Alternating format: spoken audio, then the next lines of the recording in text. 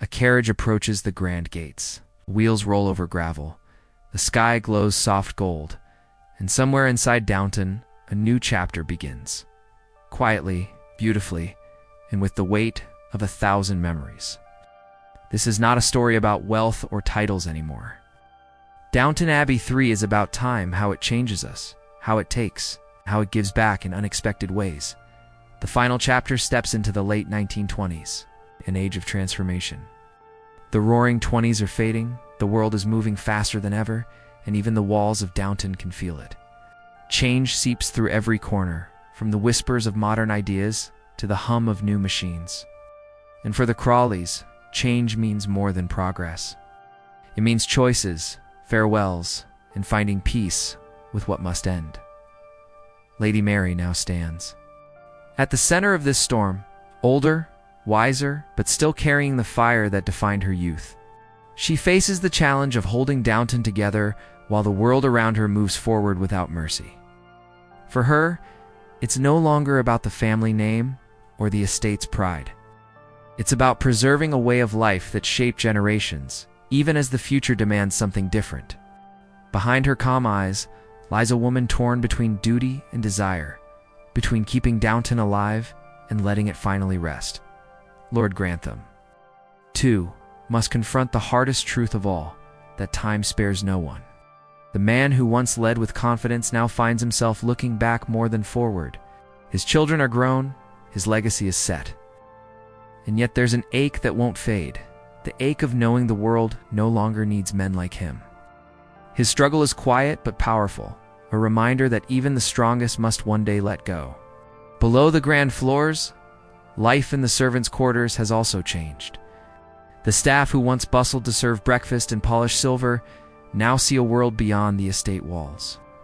Some dream of leaving, others fear what lies outside, but all share the same question.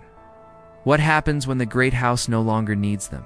The warmth of friendship, the comfort of routine, the simple pride in service, these are the threads holding them together, even as everything they know begins to fade. And then there's the heart of Downton, Violet Crawley, the Dowager Countess.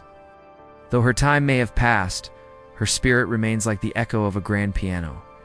Her wisdom, her wit, her sharp tongue, all still present. Even as the world she ruled with elegance slips quietly into history, every word she speaks in this film carries a touch of finality, as if she knows that this is her last dance under the chandeliers she once commanded. But this story is not about sadness alone. It's about love rediscovered, old wounds healed, and legacies reborn. As the Crawleys and their loyal servants face new beginnings, they discover that endings aren't always about loss. Sometimes they're about grace. Sometimes, the most beautiful way to say goodbye is simply to keep living, through laughter, tears, and breathtaking moments of stillness. Downton Abbey 3 invites us to reflect on what truly lasts when time moves on. The house, the titles, the traditions, they all fade. But the love shared within those walls, the bonds that held them together, those are eternal. So as the sun sets on Downton for the final time, we're left with a truth as timeless as the estate itself, that every ending, no matter how painful, is just another way for history to whisper, "Remember me." Every great story lives through its characters and the souls who bring them to life. Downton Abbey has always been more than costumes and castles. It has been the beating hearts behind the names, the people who carried the Crawleys from the script to our memories. And now, as the curtain rises for the final time, these beloved faces return, each carrying the weight of goodbye in their eyes. Michelle. Dockery steps back into the world of Lady Mary Crawley, proud, graceful, and unyielding. But this time, there's something different in her gaze. The fierce young woman we first met has become a mother, a leader, a symbol of how strength and tenderness can live in the same heart. Behind the camera, Michelle speaks softly about what this final film means to her. "It feels like saying farewell to a piece of myself," she says. "Lady Mary has grown, and so have I." Beside her, Hugh Bonneville returns as Lord Grantham, a man built from loyalty and quiet fear. Through the years, he's carried the weight of his family, his estate, and his era. Hugh brings that balance of pride and vulnerability once again, reminding us why Robert Crawley became one of television's most beloved patriarchs. His performance in this film, according to early whispers, may be his most emotional yet. A man confronting his own reflection as the world he knew fades away. Elizabeth McGovern brings back Lady Cora, whose calm compassion has always been Downton's gentle heartbeat. In this final chapter, her grace deepens. A woman who understands that love is not about control, but acceptance. She stands quietly between the old and the new, guiding her family toward peace as everything changes around them. And even when she isn't there in body, Maggie Smith's shadow as Violet Crawley lingers like perfume in an empty room. The Dowager Countess remains one of the most iconic characters in modern cinema, witty, wise, and utterly unforgettable. Every glance, every smirk, every cutting line she ever spoke still ripples through this story. It's impossible to think of Downton Abbey without hearing her voice, the sound of tradition refusing to surrender. The magic, however, isn't limited to the Crawleys. Downstairs, familiar faces return to remind us where true loyalty lives. Jim Carter's Carson, dignified as ever, carrying the soul of service with quiet pride. Phyllis Logan's Mrs. Hughes, the heart that kept the household together. Brendan Coyle's Bates and Joanne Froggatt's Anna, their love story still glowing softly in the background. A reminder that devotion can survive any storm, and new characters will enter the story, each carrying a spark of the future, the next generation of Downton's world. Their presence is a reminder that while some doors close, others open. That even in endings, new stories are waiting to be told. Together, this ensemble doesn't just perform, they breathe life into history. Every gesture, every glance across the dinner table, every whispered word in the servants' corridor carries the emotion of a farewell performance. They're not acting anymore. They're living the final heartbeat of a world they helped create as the cameras capture their last scenes. The cast stands united by one unspoken truth. Downton Abbey was never just fiction. It was family, and for one last unforgettable time. They've come home to say goodbye. There's something almost sacred about the way Downton Abbey 3 looks. Every frame feels like a painting, every light, shadow, and glance caught between time and emotion. The beauty of this film doesn't come from grand effects or spectacle, but from detail, the kind that breathes life into memory. You can feel the soul of the story in the way sunlight filters through lace curtains, or in the soft glow of candlelight reflecting off crystal glass. The cinematography carries the grace of a final dance. Cinematographer Andrew Dunn returns, shaping every shot with a deep understanding of Downton's rhythm, elegant, unhurried, timeless. His lens doesn't just record, it listens. 2 footsteps echoing through long corridors, 2 whispers behind velvet doors, to the sound of time passing gently, almost respectfully. Every scene feels like a love letter to the estate, to its people, and to the audience that grew up within its walls. The color palette itself tells a story. The golds are softer now, the blues a little colder, as if the house itself senses the coming farewell. The world of Downton has always been rich in contrast, upstairs and downstairs, tradition and progress, past and present. But in this film, those boundaries blur. The camera doesn't separate the nobility from the servants anymore. It unites them in tone and texture, reminding us that this is no longer a tale of class, but of shared humanity. Music once again plays the invisible thread that ties emotion to image. Composer John Lund returns to weave his melodies through every scene, not overpowering but gently guiding the heart. His piano whispers when words fall silent. The strings swell when emotion becomes too heavy to hold. In the quiet moments, his music feels like memory, soft, haunting, unforgettable. Each note lingers like breath on glass, delicate yet powerful. Then there's the design. The soul of Downton brought to life through art and craftsmanship. The costume department, led by Anna Robbins, has created clothing that mirrors change itself. Silks and pearls still shimmer, but now they sit beside simpler cuts, lighter fabrics. And modern touches, a visual reminder that even beauty must evolve. Every thread tells a story of transition, the fading glow of an old world, giving way to something new. The set designers approached the house as if it were alive, not rebuilding it, but listening to it. The dining room feels larger, yet lonelier. The bedrooms hold warmth and sorrow in equal measure. Even the gardens seem quieter, as though they too are preparing for a long sleep. Nothing is overdone. Nothing is forced. The magic of Downton Abbey 3 lies in its restraint, in knowing exactly when to let the silence speak. Director Simon Curtis brings all these elements together like a composer conducting his final symphony. His direction is gentle but precise, guiding emotion without ever showing his hand. Each scene flows into the next, like turning pages in a book you never want to finish. There's power in the simplicity, in the way he lets the camera linger on faces, hands, and fleeting glances. The result is not just a film. The grand doors of Downton Abbey open once more, but this time, for the very last time. The golden light spills across the stone halls, echoing laughter, secrets, and goodbyes. The Crawleys are back, the servants are stirring, and a new dawn rises over the estate. One that will bring both joy and tears. This isn't just another chapter. It's the final curtain call for one of television's most loved families. Prepare yourself, because Downton Abbey 3 is here to close the story in the most breathtaking way for more than a decade. Downton Abbey has been more than just a show. It's been a window into a world of grace, power, and quiet struggle. From the very first time, we saw the grand estate surrounded by English mist. Viewers were swept away by its beauty and the lives that unfolded within its walls. The story began in 1912, when the world was changing faster than the Crawley family could imagine. Every dinner, every whispered conversation in the servants' quarters, every letter sealed with emotion, it all became part of a history that felt alive.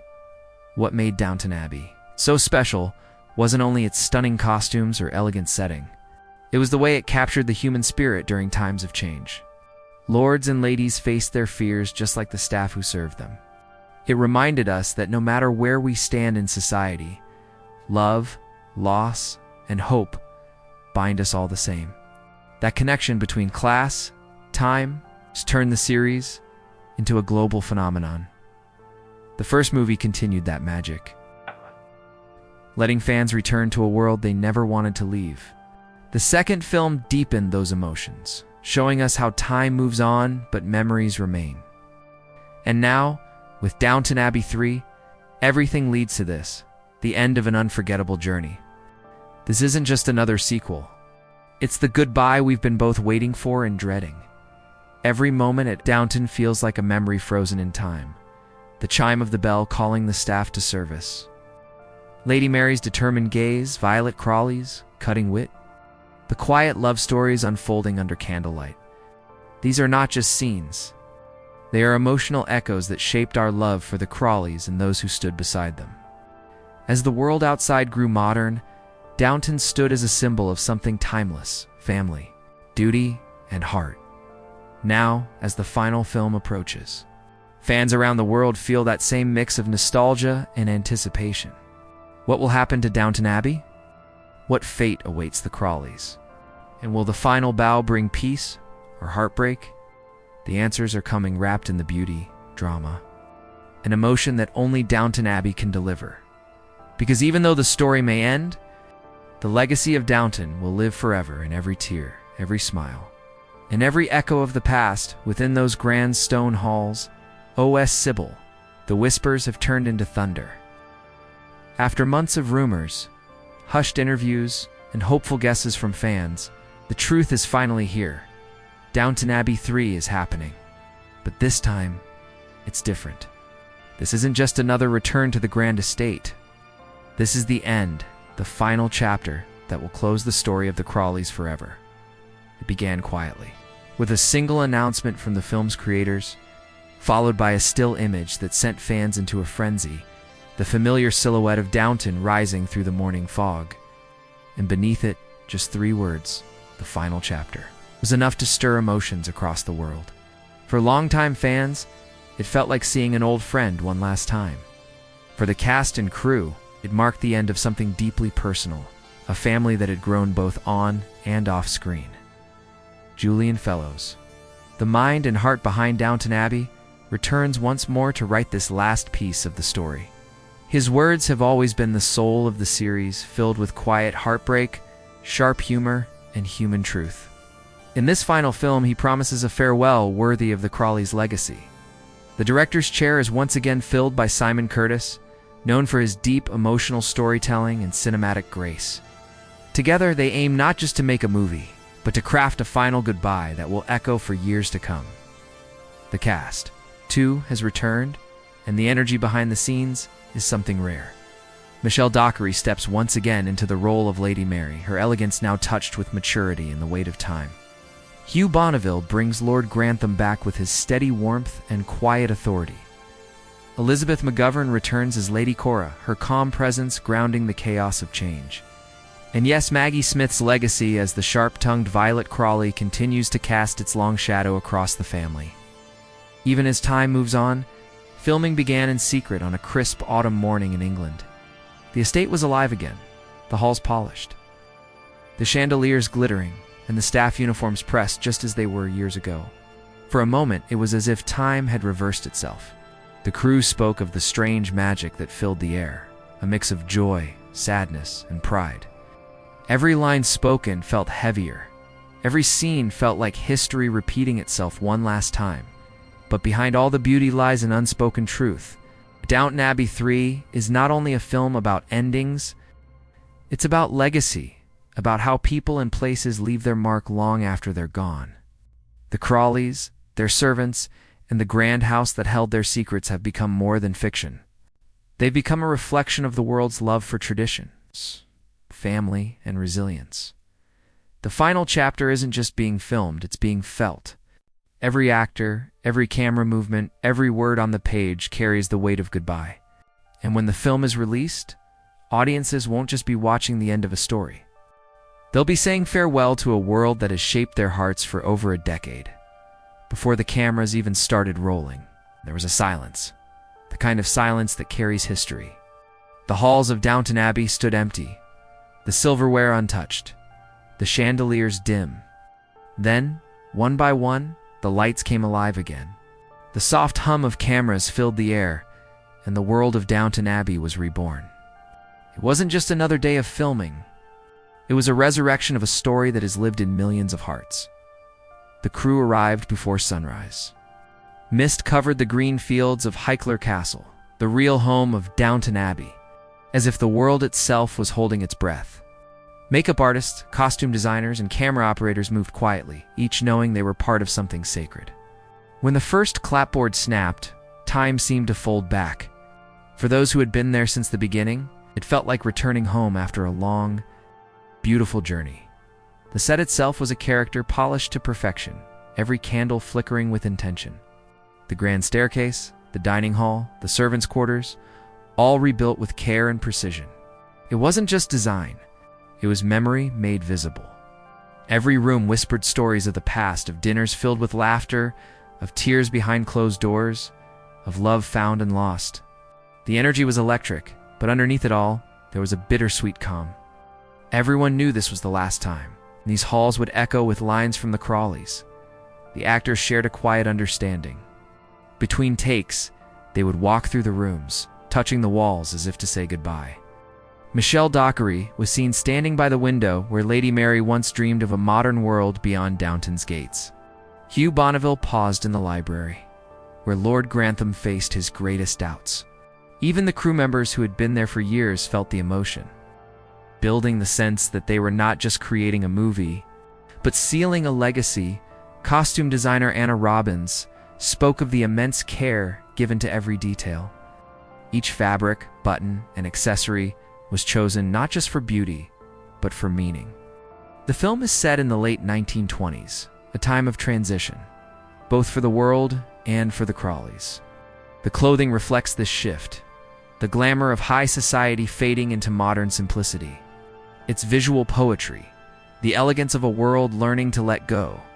Composer John Lunn returned, once again filling the air with music that feels like memory itself. His piano notes drifted through the set during filming, creating a mood that wrapped everyone in nostalgia. The sound of his melody reminded everyone why Downton Abbey mattered, because it wasn't just about titles and estates. It was about people and how time changes everything except love. As filming continued, laughter often turned into tears. There were quiet moments, actors holding hands between scenes, crew members filming through misty eyes. Julian Fellows, watching from behind the monitor, often smiled softly. "It's strange," he said, "how something so familiar can still take your breath away." Behind every camera flash, behind every line spoken, there's an invisible thread connecting the past to the present, and the fans to the story. That's the true magic behind Downton Abbey 3. It's not just being made, it's being felt. Every heartbeat on set reminds us this may be the end, but the spirit of Downton will never fade. The sun sets over Downton Abbey one last time. The sky glows in gold and lavender. The fields hum quietly under the fading light. And for a moment, the world seems to hold its breath. Inside those familiar stone walls, laughter still echoes faintly, the sound of lives that once filled the house with purpose. The Crawleys, their servants, their secrets, their joys, all of them have left a mark that time cannot erase. This final film isn't just about closure. It's about gratitude, a thank you to a world that taught us about grace in hardship, love in silence, and dignity in change. As the story draws to a close, there are no grand explosions, no sudden twists, only quiet truth that life moves forward. But the heart remembers. Lady Mary stands at the window again, her reflection caught in the fading light. She doesn't look sad, only peaceful. The woman who once fought the weight of tradition now carries it with pride. She has become the bridge between two worlds, the past that shaped her and the future that calls her name. Downstairs, the hum of the servants' quarters has softened. The silver is polished one last time, the linens folded neatly, as though the house itself knows this is goodbye. Carson adjusts his tie, his hands trembling not from age but emotion. Mrs. Hughes gives one last approving nod, silent farewell to a place that has given them meaning beyond duty, and then there is silence. A silence that speaks louder than any dialogue ever could. The music swells. John Lund's familiar theme, soft, tender, filled with memory. It wraps around every scene like a final embrace. You can almost feel the characters exhale together, their stories finally at peace. Julian Fellows has written this ending not as a conclusion, but as a reflection, a mirror held up to time itself. The message is clear. Even when the world changes, the values that shaped us remain. Honor, love, kindness, these are not relics. They are legacies. The camera pulls back slowly, showing the house in the golden distance, its windows glimmering in twilight. Downton stands tall, dignified, eternal, not as a place, but as a feeling. Fans will leave the theater with tears, but also with warmth, because Downton Abbey was never just a show. It was comfort on lonely nights, elegance in chaos, and proof that stories of decency and heart still matter. It reminded us that even when times change, people still dream, still hope, still love, as the screen fades to black. One line appears not loud, not grand, but simple and true. Every story ends, but some never truly leave us. With that, Downton Abbey says farewell, not with sorrow, but with grace. A final bow beneath the endless English sky, its legacy carried forever in the hearts of those who believed in its beauty. Because Downton isn't just a place we watched. It's a place we'll always remember.